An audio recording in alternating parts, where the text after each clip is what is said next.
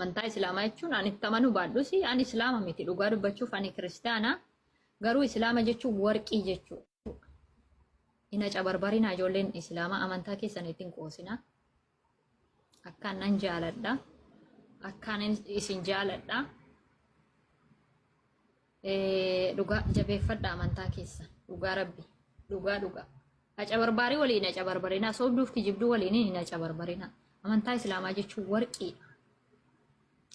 Rabbiin nama jaallatuuf kenna akkuma jedhame dhugaadha nama jaallatuuf kenna.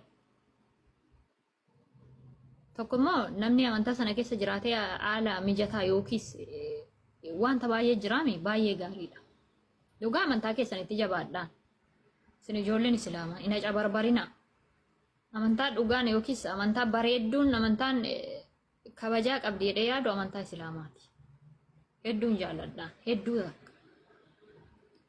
jaalalli amantaa sanaaf qabu osoo ani dubbatinuu kan narraa beeku baay'ee jira. Dhugaa wanti baay'een nama danquu danda'a. Wanti baay'een akkati dhugaaf hin jiraanne si gochuu danda'a si galee. Amantaan islaamaa amantaa bakka. Yaa dhugaa rabbi. Namni sammuu qabu yoo ilaale namni sammuu qabu yoo xiinxale amantaan islaamaa qixxee qaba jedhee yaaduun. Rabbiin irratti sinaa jabeessu nuuf immoo furmaata isaa nuuf haa godhu yoommoo ta'es kanuma keenya jabeeffannaa nusi